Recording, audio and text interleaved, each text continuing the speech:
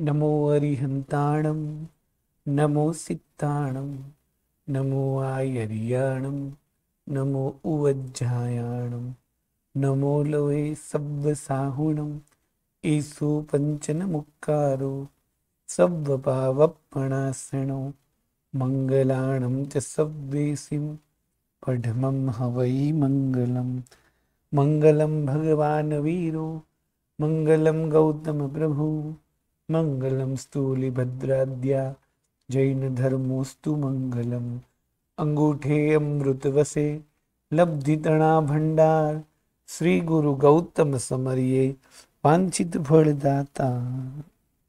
पूज्यपाद गजसार मुनि विरचित यह दंडक प्रकरण, जिसमें संसारी जीवों के 24 विभाग यानी 24 प्रकार के दंडक बताए हैं और उन 24 प्रकार के दंडक में 24 प्रकार की बातें यानी 24 प्रकार के द्वार, जिनमें पहले द्वार में शरीर की बात कही, दूसरे द्वार में उन शरीर की ऊंचाई की बात कही, तीसरे द्वार में उन शरीर में रही हुई हड्डियों की रचना यानी संघर्ण की बात कही, चौथे द्वार में जो संसार जीव रिएक्ट करते हैं यानी कि उनमें उठती क्रिया प्रतिक्रिया अभिलाषाएं भावनाएं संवेदनाएं वो संज्ञा की बात कही, और पांचवें द्वार में शरीर की बाह्य आकृति, शरीर के जो अंग उपांग पार्ट है उनकी रचनाएं, उनके माप यानी संस्थान द्वार की बात करते हैं। शरीर की जो आकृति है उनके मुख्य अंग, उनके छोटे पार्ट को उपांग और उनके भी छोटे पार्ट को अंगोपांग बोलते हैं। जैसे हाथ, पैर, मस्तक, छाती, पीठ ऐसे मुख्य अंग कहते हैं।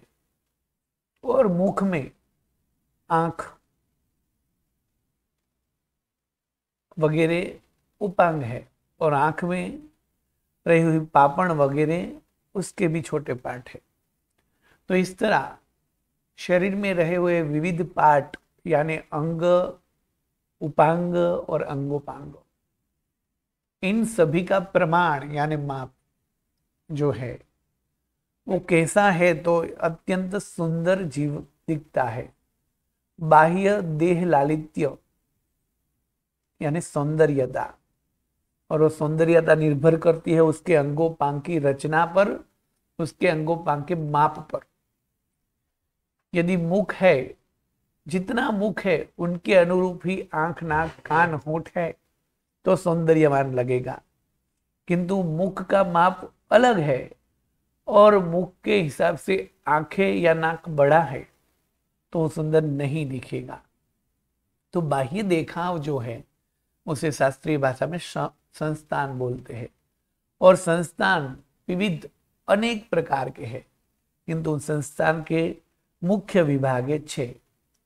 समचतुरस्र संस्थान, न्यग्रोध परिमंडल संस्थान, सादी संस्थान, वामन संस्थान, कुब्ज संस्थान और हुंडक संस्थान। और इन 6 प्रकार के संस्थान में से सभी देव दंडक में यानी 10 भवनपति, व्यंतर, ज्योतिष और वैमानिक, इन 13 प्रकार के देव दंडक में मूल शरीर में उनको समचतुस्र संस्थान ही प्राप्त होता है, यानी सौंदर्य और लावण्य से युक्त और सभी प्रकार के अंगोपांग बराबर परफेक्ट माप वाले होते हैं। जबकि नरक और स्थावर के 5 दंडक और विकलेंद्रिय के 3 दंडक यानी तिर्यंच के 8 विभाग और नरक, इन 9 दंडक में हुंडक संस्थान होता है, यानी उन्हें जो आकृति प्राप्त होती है उनमें उनके अंगोपांग के नाप बराबर नहीं होते हैं। और बाकी रहे 2 दंडक यानी मनुष्य और पंचेंद्रिय तिर्यंच, उनमें सभी प्रकार के संस्थान रहते हैं, जिसमें पहले, दूसरे और तीसरे आरे में तो सभी मनुष्य युगलिक होने के कारण अवसर पीरने के पहले, दूसरे और तीसरे आर्य की बात है, तो उनमें तो पहला संस्थान ही रहता है, जबकि चौथे आरे में 6 के 6 संस्थान रहते हैं और धीरे धीरे बाकी के सब संस्थान विच्छेद होकर 5वें आरे में सिर्फ एक ही संस्थान है, हुंडक संस्थान। अब जो संस्थान है उनकी व्याख्या, तो उनका रूप कैसा है, तो कहते हैं कि जो भी संस्थान है उनके जो नाम है वो उनके नाप के हिसाब से, यानी उनके अंगोपांग की रचना के हिसाब से शरीर के कुल अलग अलग अनेक प्रकार की आकृतियां है, विविध प्रकार के नाप होते, हजारों करोड़ों लाखों आकृतियां कह सकते हैं, किंतु मुख्य 6 विभाग है। शरीर के आकार को संस्थान कहते हैं। जिस कर्म के उदय से संस्थान की प्राप्ति होती है उसे संस्थान नाम कर्म कहते हैं, जिनकी बात कर्म ग्रंथ में विस्तृत से बताई हुई है।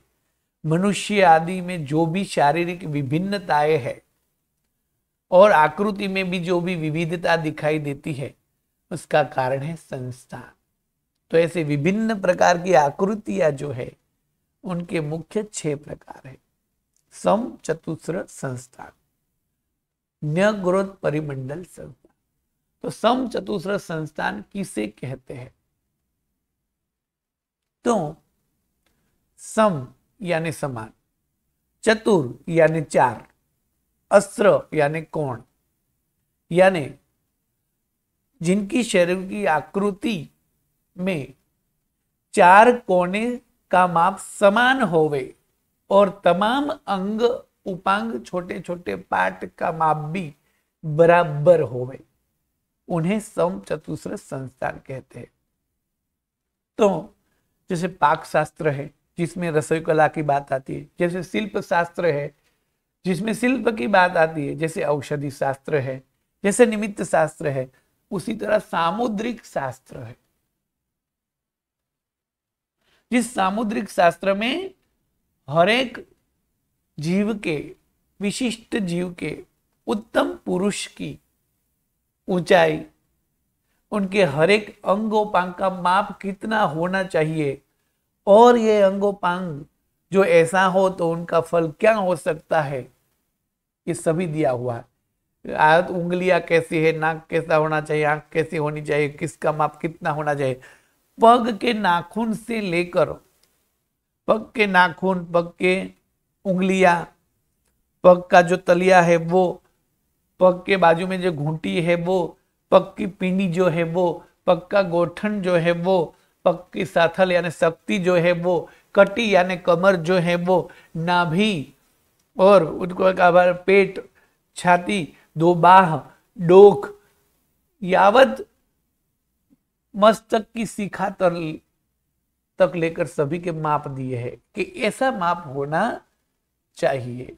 तो वो वर्णन सब सामुद्रिक शास्त्र में आता है, जिसके आधार पर उसके अंग पांग देखकर वो व्यक्ति कैसा होगा, या तो उसके अंग पांग में रही हुई निशानियां को भी देखकर वो कैसा है वो बता सकते हैं। तो सम चतुस्र संस्थान यानी देह की आकृति, उस देह की आकृति की बात करें, सम चतुस्र संस्थान किसे कहेंगे, तो कि जिसमें सभी अंग सुंदर, सुंदर का अर्थ रूपवान नहीं, हो सकता है श्याम कलर के भी हो या श्वेत कलर के भी हो, वो वर्ण की बात है। तो यहां अंग का माप, परफेक्ट माप, और उनकी रचना और उनका दिखाव कैसा है वो बात है। जैसे हम किसी को देखकर ही कह देते कि इनकी आंखें काफी सुंदर है, जैसे किसी को देखकर ही कहते हैं कि इसके होंठ या इनकी नासिका बहुत सुंदर है, जैसे किसी के उंगली देखकर ही कह देते हैं कि कितनी सुंदर उंगलियां हैं, वो संस्थान है।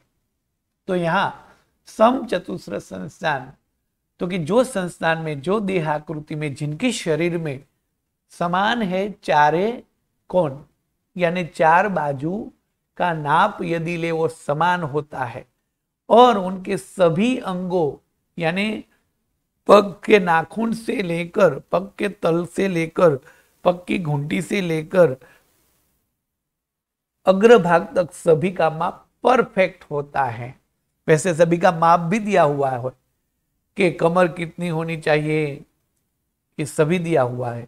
108 अंगुल की ऊंचाई जो कही है उसमें कौन सा अंग कितने ऊंचाई वाला, कितनी झाड़ाई वाला, कितना पतला होना चाहिए, वो सभी बात आती है। तो यहां समचतुर्स्र संस्थान का अर्थ है कि जिनके 4 कोने समान हो, यानी कोई पर्यंक आसन यानी पद्मासन। पद्मासन का अर्थ जो मंदिर में जो भगवान बैठे हुए होते हैं वो, उसे पर्यंक आसन है, पद्मासन कहते हैं। तो यदि वो पद्मासन में बैठे इस तरह, ये चित्र है पर्यंक आसन का। यदि जीव पर्यंक आसन में बैठा हो और पर्यंक आसन में बैठे हुए जीव के समचतुर्स्र संस्थान में क्या होगा, तो उनके 4 कोने समान माप वाले हुए। कौन से 4 कोने, तो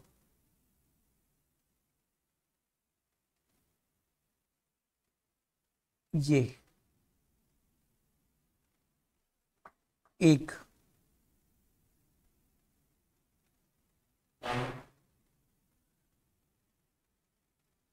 ये 2,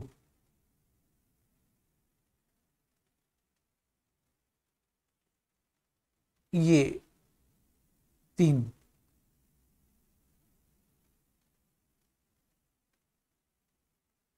और ये 4।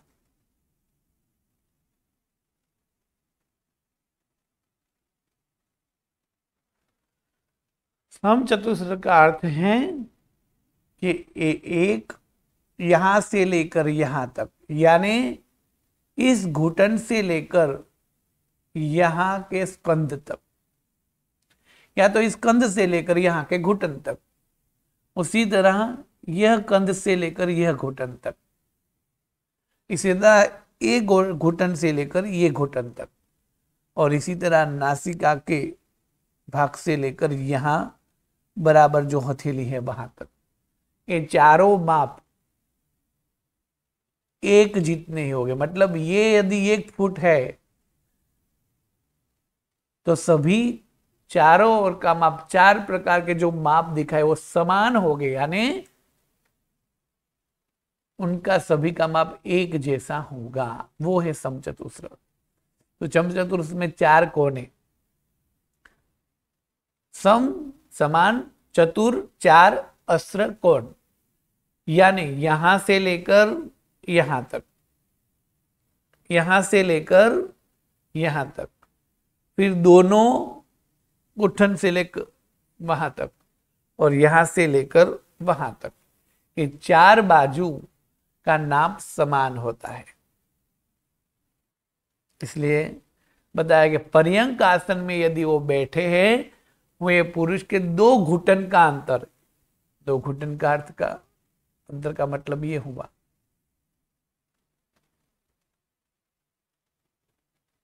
कि यहां से लेकर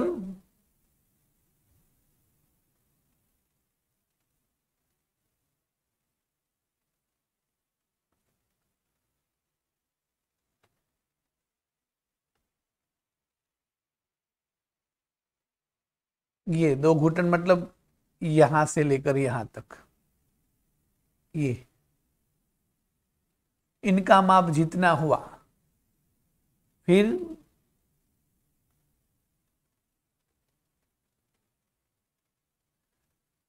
दो घुटन का अंतर यानी दोनों घुटन का अंतर 1, फिर बाएं स्कंध से दाएं घुटन तक, यानी यह स्कंध से लेकर यह घुटन तक, फिर दाएं स्कंध से लेकर बाएं घुटन तक, और ललाट यानी नासिका जहां पूर्ण होती है, ये ललाट कहलाता, नाक जहां पूर्ण होता है, ललाट से लेकर तिलक जहां करते हैं वो, वहां से लेकर जो आसन में दोनों हाथ वाला भाग है वहां तक, ये चारों माप समान होते हैं, इसीलिए उसे समचतुस्र संस्थान कहते हैं। और इनके सभी अंग और उपांग परफेक्ट माप वाले सुंदर होते हैं। जैसे इस चित्र में देखते हैं कि जिनके चारों माप सुंदर हैं और इनके सभी अंग पांग छोटे से लेकर छोटे अंग तक समान माप वाले होते हैं, यानी उनके देह के अनुरूप होते हैं। और ये चित्र देखकर हमें पता चलता है कि उनकी आंखें, उनके नाक, उनके कान, उनके पैर की उंगलियां कितनी सुंदर और शोभायमान है। तो इसे बोलेंगे समचतुस्र संस्थान। यानी यदि वो पर्यंक आसन में बैठेंगे तो चार तरह से माप लेंगे तो वो समान निकलेगा और उनके सभी अंग बराबर माप वाले होंगे, तो वो समचतुस्र संस्थान वाला कहलाता है। अब दूसरा संस्थान है न्यग्रोध परिमंडल। ये न्यग्रोध परिमंडल का चित्र दिया हुआ है, जिनको हम ध्यान से देखेंगे। फिर तीसरा संस्थान है सादी।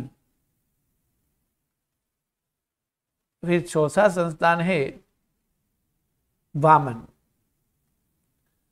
फिर है कुब्ज और फिर है हुंडक। अभी चारों कोने जिनके समान हैं, सभी अंगोपांग जिनके नाप वाले हैं, वो समचतुस्र। न्यग्रोध परिमंडल मतलब क्या? न्यग्रोध परिमंडल का अर्थ है वट का वृक्ष। न्यग्रोध यानी वट, वट जिसे बोलते हैं, वट का वृक्ष जो है वट वृक्ष, वट वृक्ष की जैसा। अर्थात न्यग्रोध परिमंडल में नाभि, नाभि जो है और नाभि के नीचे के अंग और नाभि के ऊपर के अंग, तो उसमें न्यग्रोध परिमंडल संस्थान वाले में जिस तरह की आकृति में न्यग्रोध के समान यानी वट के वृक्ष समान, वट का वृक्ष देखेंगे तो ऊपर का भाग एकदम हरा भरा, बड़े से छत्र वाला, ग्रीन पत्ते वाला, लाल फल वाला और दूर से घटादार और सौंदर्य वाला दिखेगा। और उस पेड़ के नीचे जाएंगे तो उस पेड़ के जो थर्ड वाला भाग होता है यानी नीचे वाला, उनमें काफी सारे पार्ट और विभाग होते हैं, जैसे छोटे छोटी बड़बाइयां होती है। तो न्यग्रोध परिमंडल यानी जिस आकृति में न्यग्रोध के समान है, अर्थात ऊपर के अंग माप वाले हैं, व्यवस्थित है, जबकि नीचे के अंग जो हैं उनका माप बराबर नहीं है, उसे न्यग्रोध परिमंडल संस्थान कहते हैं। तीसरा है सादी। सादी यानी सालमली वृक्ष या तो सादी वृक्ष। तो न्यग्रोध से विपरीत यानी जिस शरीर वाले जीव के नाभि के नीचे के अंग बराबर है, यानी पैर, शक्ति, उनका माप बराबर है, किंतु ऊपर के जो अंग है उनका माप बराबर नहीं है, तो वो सादी संस्थान है। सभी अंगोपांग का माप व्यवस्थित, परफेक्ट माप वाला है। पर्यंक आसन में बैठने के बाद चारों कोने का माप समान होता है और सर्वांग सुंदर अंग वाले उन्हें समचतुस्र संस्थान वाले कहेंगे। न्यग्रोध परिमंडल मतलब बरगद पे वट के पेड़ की तरह ऊपर का भाग परफेक्ट है, नीचे का भाग परफेक्ट नहीं है, उन्हें बोलेंगे न्यग्रोध परिमंडल। सादी, नीचे का भाग परफेक्ट है, ऊपर के भाग के अंग परफेक्ट माप वाले नहीं है, तो उन्हें बोलेंगे सादी। फिर वामन और कुब्ज। वामन और कुब्ज में जो है उनमें वामन अर्थात जिस शरीर की आकृति में वामन बोना हो उसे वामन कहते हैं। यानी जिसे हम ठिंगुजी वामन कह सकते हैं, उसमें क्या होगा? तो कि वामन जो संस्थान है, उस वामन संस्थान में क्या होगा? तो कि मुख्य जो अंग है, मुख्य जो अंग मतलब हाथ पैर वगैरह जो है, उनमें पहले में क्या होगा? सभी सुंदर। दूसरे में क्या है? ऊपर का सुंदर नीचे का खराब। तीसरे में क्या है? नीचे का सुंदर ऊपर का खराब। अब चौथे जो संस्थान है, उस चौथे संस्थान में क्या होगा? तो कि चौथा जो संस्थान है, उस संस्थान में यह होगा कि मुख्य जो अंग है, मुख्य अंग मतलब हाथ पैर वगैरह जो है, वो विभाग जो है, उसमें हाथ पैर वगैरह विभाग में जो अंग है, वो अंग में अमुक अंग माप वाले हो गए ऊपर के, तो अमुक ऊपर के अंग खराब हो गए।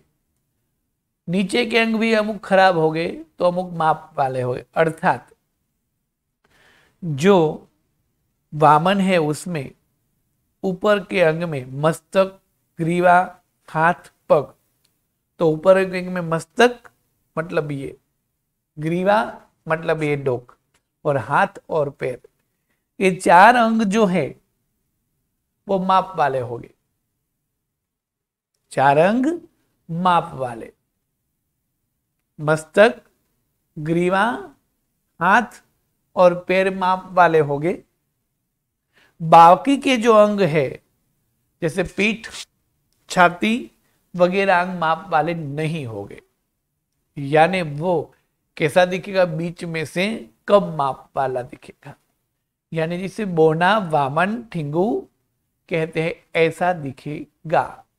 यहां ऐसा ही दिखेगा वो जरूरी नहीं है, किंतु यहां मुख्य बात यह है कि चार अंग जो है माप वाले हो गए, बीच के जो बाकी के अंग है वो माप बिना के हो गए, तो उसे वामन संस्थान कहते हैं। जबकि कुब्ज तो इससे विपरीत, अर्थात जिनके मस्तक यानी ये भाग, ग्रीवा यानी ये भाग और हाथ और पैर वो माप वाले नहीं हो गए, किंतु बाकी के अंग माप वाले हो गए, तो उन्हें बोलेंगे कुब्ज।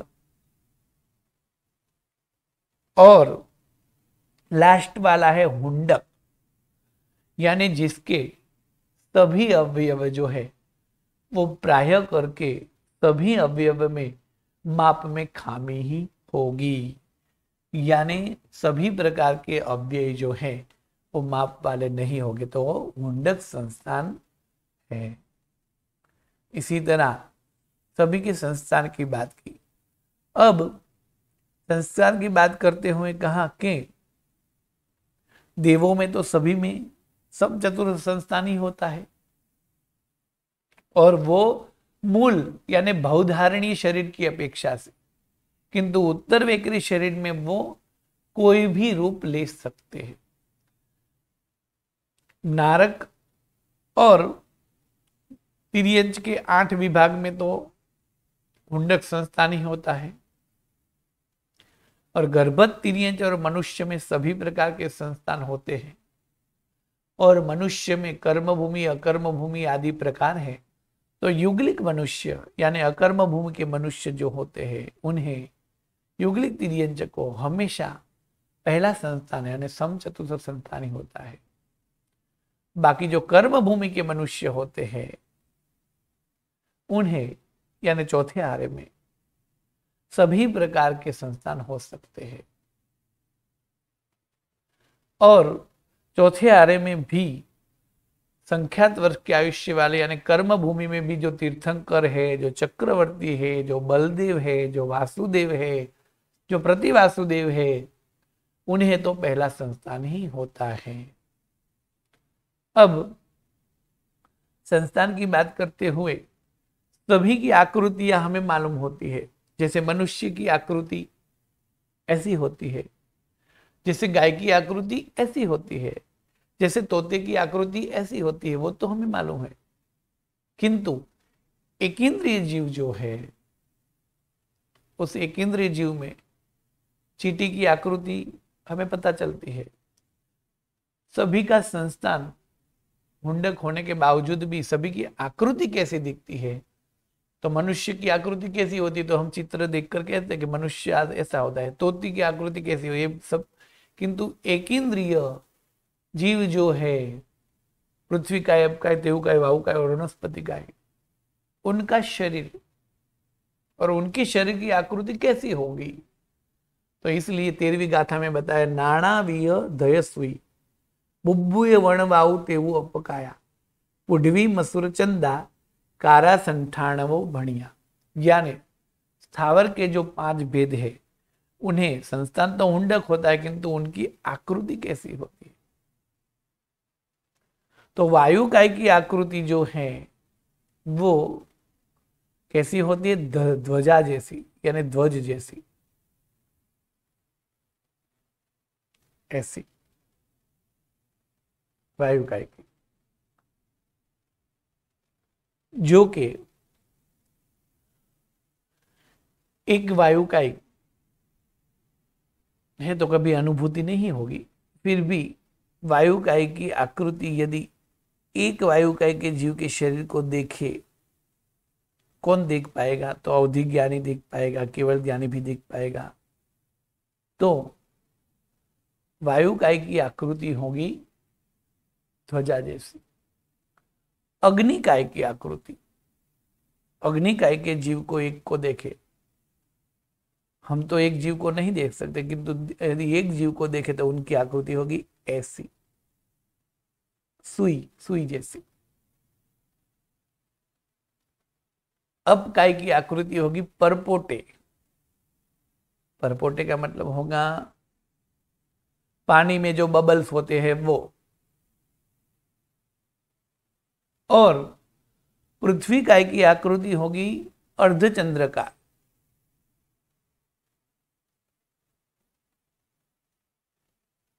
ऐसी यदि एक एक शरीर को देखें तो वनस्पति वगैरह की आकृति कैसी है, तो वायुकाय की ध्वजा का जैसा शरीर होता है, अग्निकाय का सुई की तरह, अपकाय का परपोटे की तरह, पानी के बबल्स की तरह, और पृथ्वी काय का अर्धचंद्रमा की तरह, और वनस्पति काय का विविध। विविध यानी जैसे नीम का पत्ता है तो उसकी आकृति अलग है, पीपल का पत्ता है तो उसकी आकृति अलग है, कमल का फूल है तो उसकी आकृति अलग है, उनकी आकृति विविध प्रकार की होगी। अब यहां हमें जो भी पृथ्वी काय, अपकाय या तो अग्निकाय दिखाई देगा, क्योंकि वायुकाय तो दिखता नहीं है, किंतु पृथ्वी काय, अपकाय और वनस्पति काय और अग्निकाय दिखाई देगा। तो हमें तो पानी की आकृति जो है वो यदि थाल में भरे तो थाल जैसी दिखेगी, यदि ग्लास में भरे तो ग्लास जैसी दिखेगी। तो कि वो तो असंख्य अपकाय को मिलकर वो आकृति हमें दिखती है। एक अपकाय दिखता तो इसकी आकृति ऐसी है।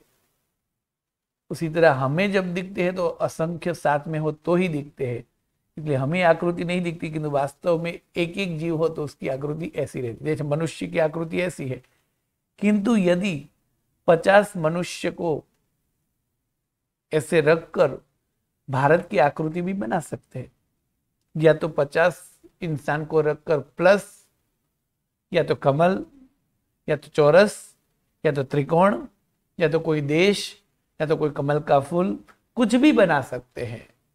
किंतु वो कितने मनुष्य को लेकर, अनेक मनुष्य को लेकर वो आकृति बना सकते हैं। जैसे एक मग की आकृति फिक्स है, किंतु वो हजारों मग से यदि गहुली बनाए तो कोई भी आकार बन सकता है।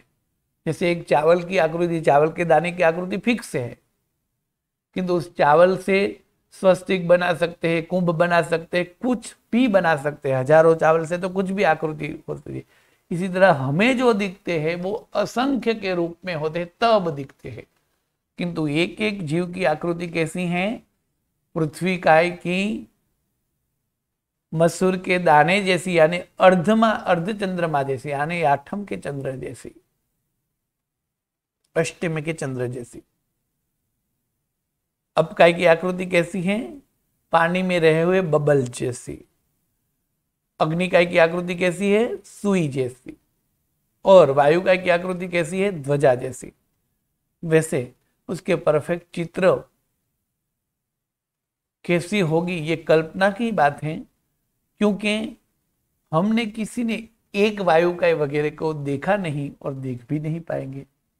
तो इस आकृति में अलग अलग क्यों बताया? तो कि एक वायुकाय यदि जो देखता है उन्हें ऐसा दिखता है, उनकी भी आकृति इस तरह फिक्स है। तो ये संस्थान द्वार हुआ।